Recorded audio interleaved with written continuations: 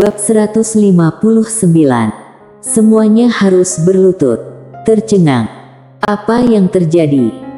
Medika menatap wanita di depannya dengan muka tidak percaya. Dia berdeham dan berkata dengan nada gemetar, "Leluhur, Tuan Ye sangat hebat, tapi dia bukan orang keluarga Zhang." "Kamu..." Sebenarnya Medika ingin berkata, "Apakah Anda sudah terlalu lama di dalam peti, maka itu tidak tahu kondisi sekarang?" Tentu saja dia tidak berani berkata demikian. Bukan hanya Medika, Sander juga sedikit kebingungan. Apa-apaan ini? Membiarkan dirinya menjadi ketua Tanah Suci Lingsu. Sebenarnya, boleh juga sih. Jika bersikeras, dirinya juga tidak akan menolak kok. Saat berpikir demikian, Sander langsung tersenyum. Saat mendengar perkataan Medika, wanita itu mengerutkan keningnya, membiarkan Sander menjadi ketua. Jika Sander bersedia, dia tentu saja bersedia. Namun, menurut wanita itu, Sander adalah tuan muda dari dua sekte besar di langit dan bumi ini, mana mungkin akan tertarik dengan Tanah Suci Lingsu yang kecil ini. Saat berpikir demikian, wanita itu menghela napas, kemudian menatap ke arah Medika dan transmisi suara. "Masa depan remaja ini sangat cemerlang, Tanah Suci Lingsu harus mendukungnya, apa kamu mengerti?" Medika berkata dengan serius, "Leluhur, aku tahu. Tapi, Paviliun Xianbao dan Akademi Guanxuan." Wanita itu menggelengkan kepalanya dan berkata, "Tidak perlu memedulikan mereka. Kamu ingat selalu kata-kataku, dukung dia. Paviliun Xianbao ingin menekan, biarkan saja. Mereka mau melakukan apa terserah mereka, kita harus sehidup semati dengan remaja ini, apa kamu mengerti?" Sehidup semati. Medika sedikit tidak percaya memandang wanita itu, dia tidak menyangka leluhur taruhan begitu besar. Sampai mempertaruhkan masa depan Tanah Suci Lingsu. Hal yang tidak wajar. Medika menatap Sander sekilas, dia tahu leluhur pasti mengetahui sesuatu. Saat berpikir demikian, dia juga tidak banyak bertanya lagi. Dia langsung memandang ke arah Sander dan berkata dengan serius, "Tuan Ye, perkataanku tadi tidak ada maksud lain. Kamu tenang saja, kamu adalah teman dari Tanah Suci Lingsu. Meskipun kami sedikit lemah, juga tidak akan mencampakkan teman sendiri. Kamu tenang saja, Paviliun Xianbao ingin menghukum kami, terserah dia saja. Tanah Suci Lingsu bersedia sehidup semati dengan Tuan Ye." Saat mendengar perkataan ini, wanita itu melirik Medika sekilas dan sedikit tenang. Ketua sementara ini memiliki mental yang baik. Bisa melakukan hal besar. Sander yang berdiri di samping berpikir sejenak dan berkata, "Senior, menurutku, aku lebih baik jangan melibatkan kalian." Medika langsung memotong pembicaraan Sander, "Tuan Ye, jangan berkata demikian, asalkan kamu bersedia berada di Tanah Suci Lingsu, kami bersedia selalu bersama denganmu." Sander diam sejenak dan berkata, "Terima kasih atas dukungan senior dan Tanah Suci Lingsu, aku akan selalu ingat kebaikan ini dalam hati." Mengingat dalam hati. Saat mendengar perkataan Sander, Medika langsung melirik ke arah wanita itu. Dia melihat ekspresi wajah wanita itu begitu bahagia, hatinya pun merasa lega. Status remaja ini pasti luar biasa. Sander tersenyum dan berkata, "Senior, aku mau keluar sebentar." Medika berkata dengan tenang, "Sekarang Paviliun Xianbao sedang menangkapmu, kamu keluar sekarang pasti sangat berbahaya." "Menangkap?" Sander tersenyum berkata, "Tidak apa-apa, mereka menangkapku, aku kebetulan bisa." Sander langsung berhenti berbicara. Pada saat ini, Medika langsung mengeluarkan sebuah token, lalu diberikan kepada Sander, "Nak, terimalah hadiah ini." Sander melihat token ini sekilas dan berkata dengan bingung, "Senior, apa ini?" Medika tersenyum berkata, "Token Lingsu, merupakan token tertinggi dalam Dewa Lingsu. Ada portal teleportasi di dalamnya, jika kamu dalam kondisi bahaya, bisa menggerakkan token ini. Aku akan segera membawa Master pergi mencarimu. Sander sedikit kebingungan. Medika lanjut berkata, kamu jangan menolaknya, terima saja untuk jaga-jaga. Meskipun kamu sangat kuat, kamu juga hanya seorang diri, jika keroyokan, kamu pasti berbahaya. Sander merenung sejenak lalu menerima token itu dan berkata dengan serius, terima kasih, senior. Medika tersenyum dan berkata, sama-sama. Sander menganggukkan kepalanya, lalu bangkit berdiri terbang dan menghilang dari ujung langit. Medika yang berdiri di tempat menatap ke arah wanita itu, lalu memberi hormat dan berkata, leluhur, tuan ini adalah. Wanita itu menatap ke langit dan berkata, tidak bisa memberitahumu. Medika hanya bisa tersenyum tipis. Wanita itu lanjut berkata, ingat, tanah suci Lingsu harus sehidup semati dengannya. Meskipun Akademi Guanxuan dan Paviliun Xianbao bekerja sama mencelakainya, tanah suci Lingsu tidak boleh mencampakkannya. Ekspresi wajah Medika sangat serius dan berkata, leluhur, bolehkah memberitahuku sedikit? Wanita itu berkata, kedepannya, kamu pasti akan berterima kasih padaku. Medika berkata, leluhur, Paviliun Xianbao, Akademi Guanxuan dan orang pilihan takdir. Medika merasa harus mengingatkan siapa saja musuhnya Sander. Wanita itu tersenyum dan berkata, sampai waktu itu, mereka akan memohon ampun kepadanya. Usai berkata, dia berbalik badan pergi. Medika pun berdiri tercengang di tempat. Sander terbang di langit, melewati awan yang berlapis-lapis. Sander mendadak berkata, Tuan Pagoda, leluhur keluarga Zhang itu kenal kamu, ya? Pagoda kecil diam saja, karena Sander terlalu pandai menjebak orang, dia tidak mau menjawab lagi. Sander berkata dengan pelan, musuhku adalah Akademi Guanxuan, Paviliun Xianbao dan orang pilihan takdir. Dalam kondisi normal, tanah suci Lingsu seharusnya menjauhiku, agar tidak terkena imbas dari Paviliun Xianbao dan Akademi Guanxuan. Tapi, senior itu malah meminta ketua Medika untuk mendukungku sekuat tenaga. Setelah itu, dia diam sejenak dan lanjut berkata, Tuan Pagoda, jangan-jangan latar belakang keluargaku lebih kuat dari Akademi Guanxuan dan Paviliun Xianbao. Pagoda kecil diam saja. Sander menggelengkan kepalanya, Tuan Pagoda, kamu tidak menjelaskan sedikit untukku. Pagoda kecil berkata, kamu jangan berhalusinasi. Sander mengerutkan kening dan berkata, kenapa berkata demikian? Pagoda kecil berkata, mungkin mereka benar-benar baik, menganggapmu sebagai teman, hanya tidak ingin mencampakkanmu saja. Sander diam sejenak dan berkata, Tuan Pagoda, kamu jangan berkata demikian dong, setidaknya menghiburku, atau menipuku juga boleh. Pagoda kecil sedikit tak berdaya. Sander ingin berbicara, pagoda kecil mendadak berkata, kenapa harus tahu begitu banyak?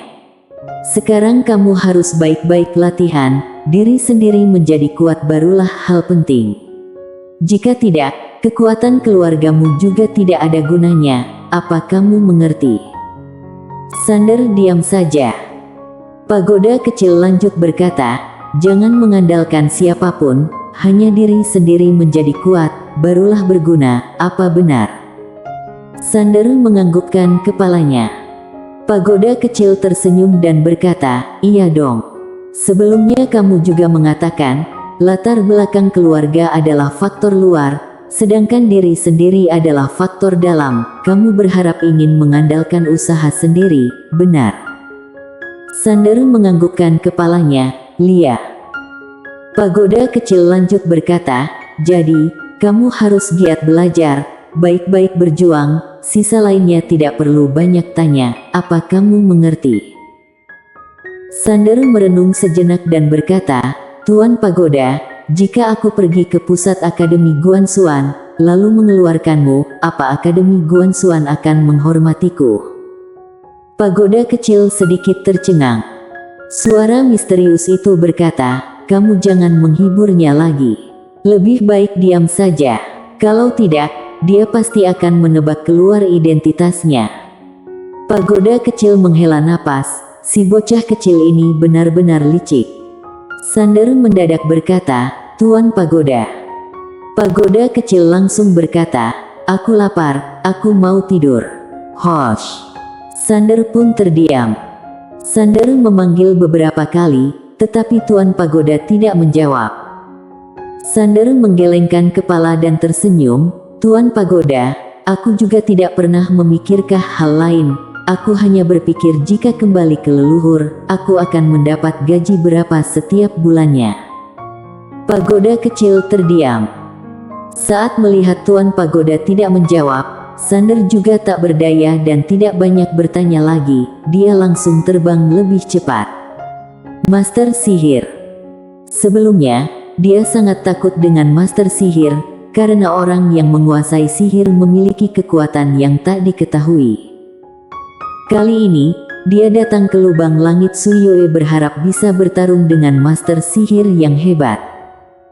1 jam kemudian, Sander mendadak berhenti, karena ada seorang Pak Tua berbaju abu-abu berdiri di depannya. Pak Tua berbaju abu-abu berdiri di langit, memegang sebuah tongkat berwarna hitam di tangannya.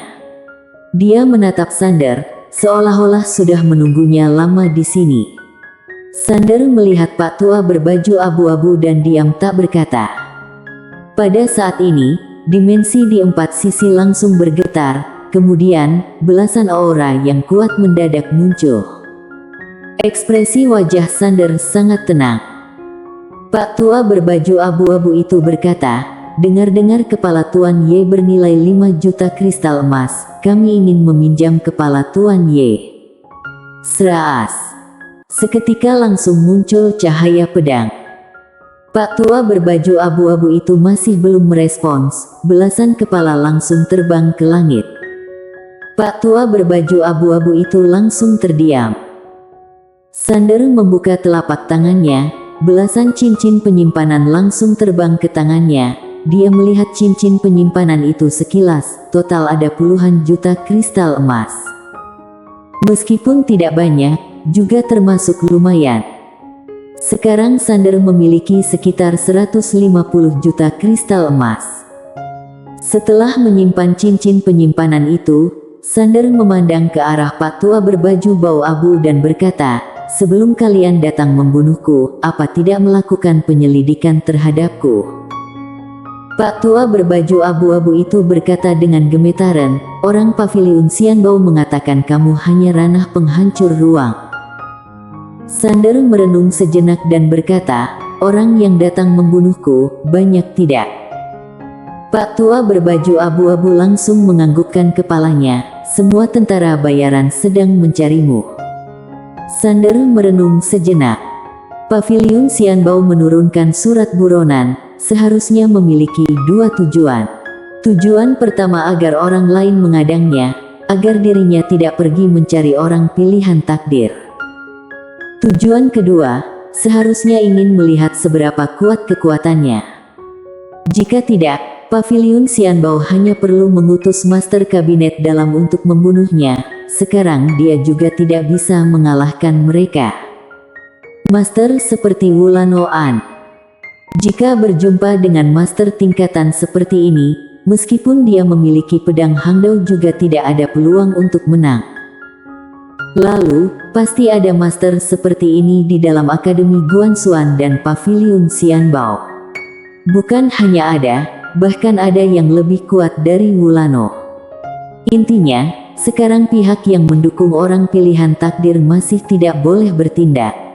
Mereka berharap orang pilihan takdir bisa membunuhnya secara adil, agar bisa meningkatkan reputasi orang pilihan takdir. Ingin menjadikan dirinya sebagai batu loncatan bagi orang pilihan takdir. Pak Tua berbaju abu-abu berkata dengan gemetar, "Tuan Ye, apa kamu kekurangan uang? Sander memandang Pak Tua berbaju abu-abu itu berkata, kenapa? Pak Tua berbaju abu-abu sedikit bimbang dan berkata, aku memiliki teman yang kaya, setidaknya memiliki puluhan juta kristal emas, aku akan memancingnya datang ke sini. Teman baiknya merasa tak berdaya. Bersambung.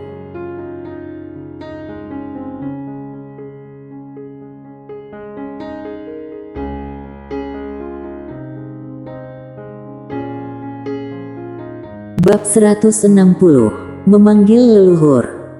Saat mendengar perkataan Pak Tua berbaju abu-abu itu, Sander tidak banyak basa-basi langsung mengayunkan tangannya, cahaya pedang langsung melintas. Seraas.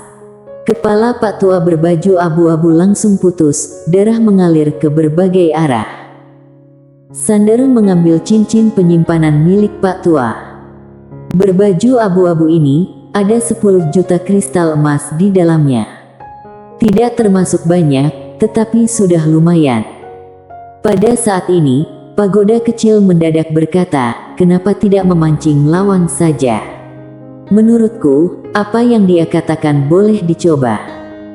Sander menggelengkan kepalanya dan berkata, aku merenung sejenak, merasa tidak baik menggoda orang lain untuk melakukan kejahatan. Jika mereka datang membunuhku, aku tidak akan mengampuni mereka, tapi jika aku yang memancing mereka untuk membunuhku, maka hal ini sudah berbeda. Usai berkata, dia langsung terbang hingga menghilang dari langit. Pagoda kecil diam saja. Lubang langit Suyue. Lubang langit Suyue berada di dunia Yue, memiliki dunia sendiri. Sekte kuat seperti lubang langit Suyue pasti akan memiliki dunia sendiri.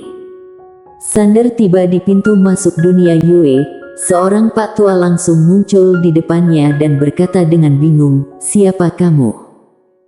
Sander memberi salam dan berkata, aku Sander, datang mencari Nona Gisela Kiao. Sander Ye. Pak Tua itu langsung tercengang, kamu adalah Sander Ye yang dicari oleh paviliun Xianbao itu. Dia tentu saja tahu Sander, lalu siapa yang tidak tahu Sander di dunia ini? Bukan hanya suka membunuh orang, juga suka mencari masalah. Sander menganggukkan kepalanya. Pak Tua itu memandang Sander dan diam tak berkata. Sander memandang Pak Tua itu dan tersenyum berkata, aku pernah berjumpa Nona Gisela, apa senior boleh membantuku menyampaikan pesan ini? Jika dia tidak mau berjumpa denganku, aku akan pergi, tidak akan mengganggu. Pak Tua itu berpikir sejenak lalu menganggukkan kepalanya, Tuan Ye, silakan tunggu sebentar. Usai berkata, Pak Tua itu langsung berbalik badan pergi. Meskipun paviliun Xianbao ingin menangkap Sander, dia juga tidak begitu takut dengan Sander. Meskipun statusnya tidak lebih tinggi dari orang pilihan takdir, dia juga termasuk seorang calon kaisar pedang agung. Dia hanyalah seorang penjaga pintu, tidak berani menyinggung jenius seperti ini. Tidak lama kemudian, dimensi yang tidak jauh di depan Sander langsung terbuka, lalu seorang wanita berjalan keluar. Orang yang berjalan keluar adalah Gisela. Hari ini Gisela memakai gaun panjang berwarna hijau tua, rambut yang panjang diikat di belakang, kedua matanya sangat besar dan berbinar. Meskipun seorang master sihir, juga tidak terlihat sangat angkuh. Gisela berjalan ke depan Sander dan tersenyum berkata, Tuan Ye. Sander tersenyum berkata, Nona Gisela, aku datang mencarimu, tidak membawakan kerepotan bagimu, kan? Gisela melirik Sander sekilas dan berkata, tidak akan. Ayo, mari kita masuk ke dunia Yue. Setelah itu, dia membawa Sander masuk ke dunia Yue. Saat masuk ke dunia Yue, Sander langsung melihat pegunungan yang luas tak bertepi, lalu ada sebuah gunung yang melayang di ujung saja. Benar-benar pemandangan yang sangat menakjubkan. Ada kalanya sekelompok bangau akan terbang melewati pegunungan ini. Gisela membawa Sander ke kaki gunung melayang itu, lalu mereka berjalan di pinggiran danau. Gisela mendadak menoleh ke arah Sander dan tersenyum berkata, "Tuan Ye, kamu sengaja datang mencariku." Ekspresi wajah Sander sangat kaku. "Haha."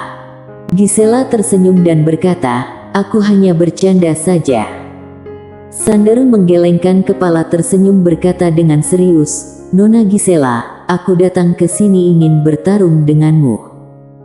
Gisela mengedipkan matanya, "Bertarung?" Sander menganggukkan kepalanya, "Lia." Gisela berpikir sejenak dan berkata, "Kenapa memiliki pemikiran seperti ini?" Sander berkata dengan serius, "Master sihir sangat kuat, aku ingin mencoba menerima tantangan ini." Gisela berpikir sejenak dan menganggukkan kepala berkata, "Baik, silakan ikuti aku." Setelah itu, dia langsung menjijitkan kakinya dan seketika terbang ke ujung langit. Sander juga terbang dengan pedang dan ikut di belakangnya. Tidak lama kemudian, Gisela membawa Sander ke puncak gunung, dia membawa Sander ke panggung bertarung. Sander melihat ada sebuah patung wanita di tengah panggung bertarung ini. Patung itu sangat hidup dan cantik, lalu memegang sebuah gulungan kitab kuno. Gisela tersenyum berkata, "Ini adalah leluhur pertama lubang langit Suyue, bernama Nenek Mensi Nanli, dia sangatlah hebat." "Mensi Nanli?" Sander bertanya dalam hati, "Tuan Pagoda, apa kamu kenal?" Pagoda kecil diam sejenak barulah berkata, "Benar-benar tak kusangka." Sander bertanya, "Tak disangka apa?" Pagoda kecil berkata, "Aku tidak ingin berbicara denganmu." Sander diam saja. Pada saat itu, Gisela mendadak berkata, "Tuan Ye, ayo kita mulai." Muncul sebuah tongkat sihir di tangannya.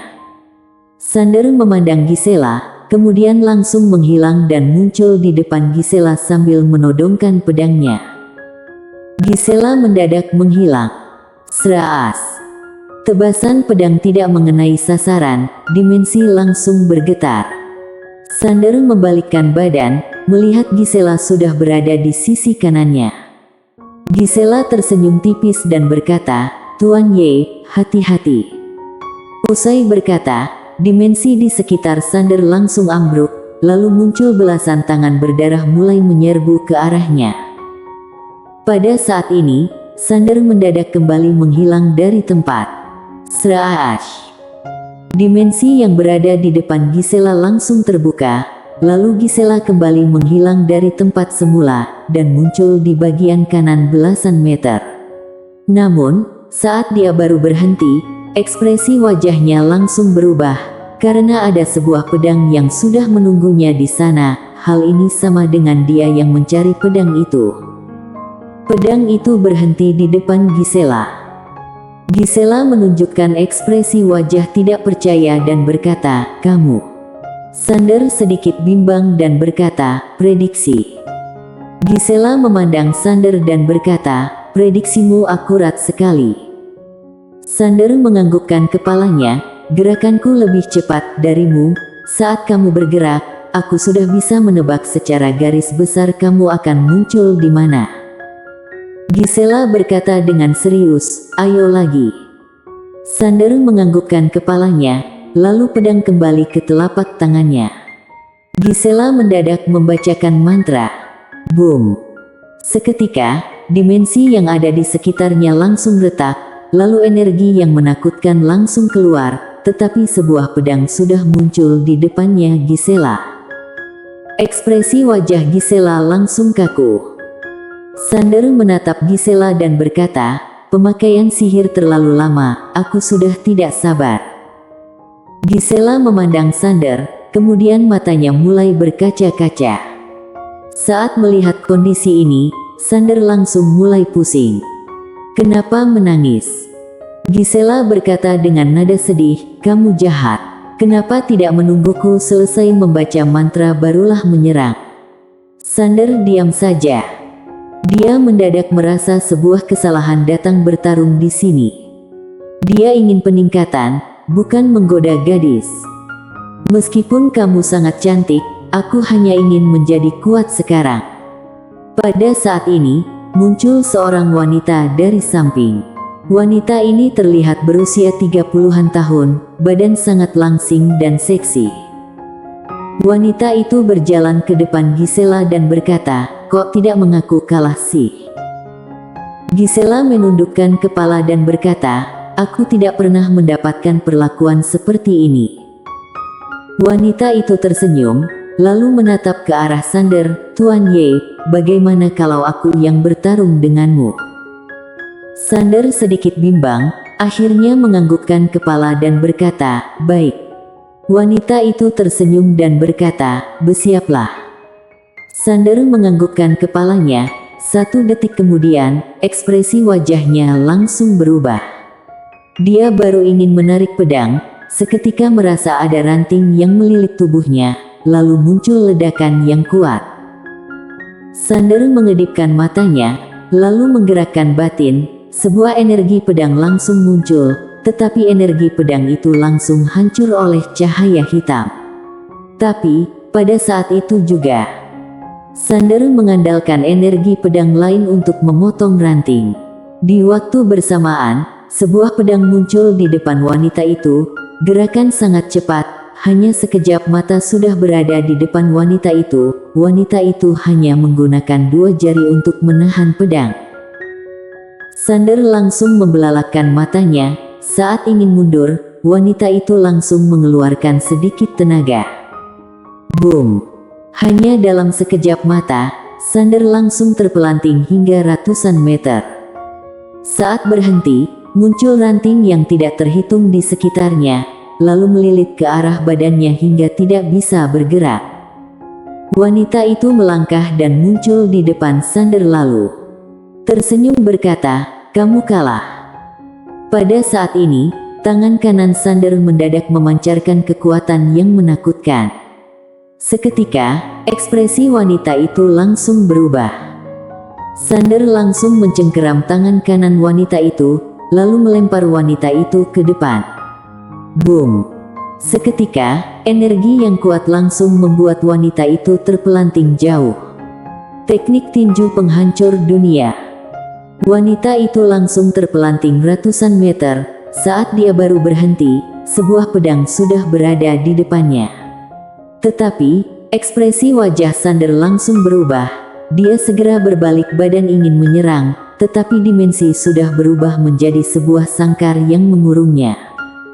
Dimensi, bukanlah ruang. Perbedaan yang besar. Sander ingin menarik pedang, tetapi dia menyadari pedangnya sama sekali tidak berguna di dalam ruang inil. Di kejauhan, wanita itu melihat tangan kanannya sendiri, ada luka yang besar. Tak disangka bisa melukai dirinya. Wanita itu memandang Sander dengan penuh rasa kaget, ekspresi wajah sangat serius dan berkata, "Tuan Ye, semua orang mengiramu adalah kaisar pedang, tak disangka kamu bukan hanya seorang kaisar pedang, juga merupakan Dewa Budo." Dewa Budo.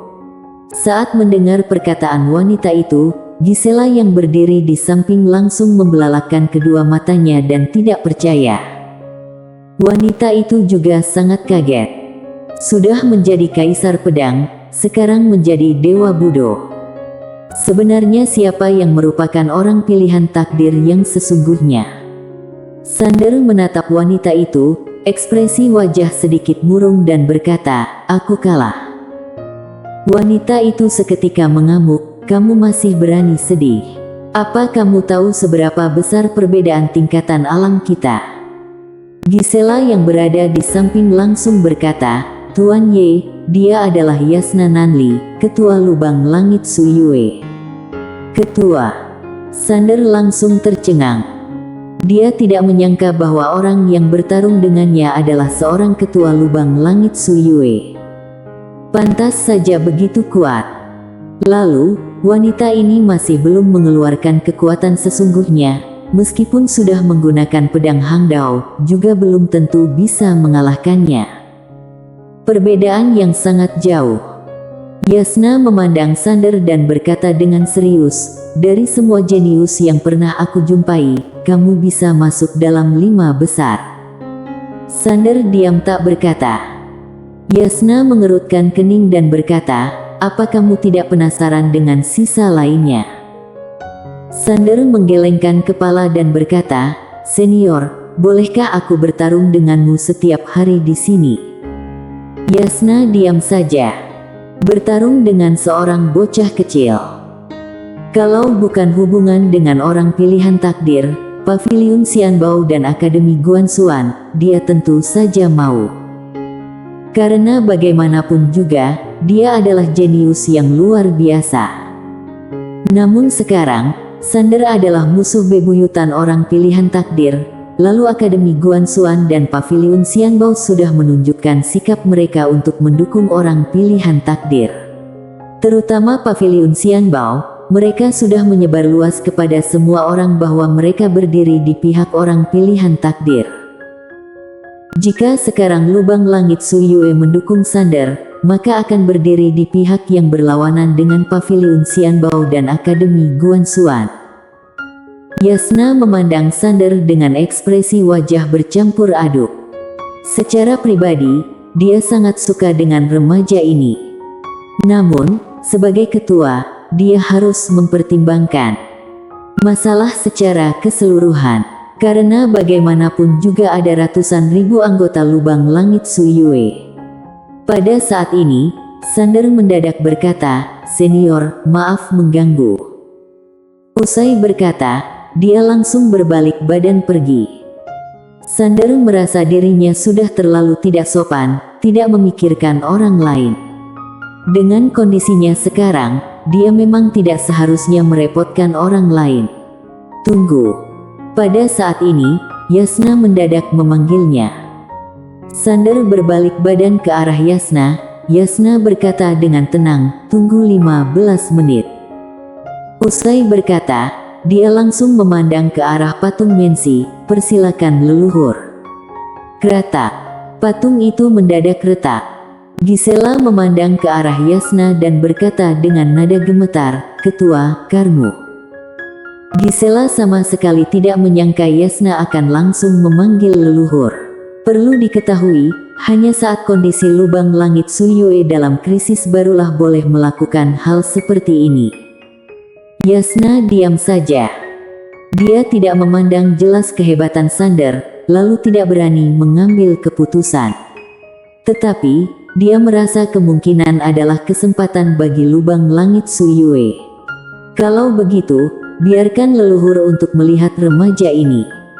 Leluhur bilang mendukung, maka mereka akan mendukung. Jika leluhur bilang tidak, mereka hanya bisa melepaskan kesempatan ini. Meskipun membuang satu kesempatan memanggil leluhur, dia merasa pantas. Karena remaja ini memiliki mental yang kuat. Apakah leluhur akan tertarik dengan remaja ini? Coba mempertaruhkannya saja. Jika kalah, paling hanya akan kena marah, kalau tidak hanya diturunkan dari posisi ketua saja. Bersambung.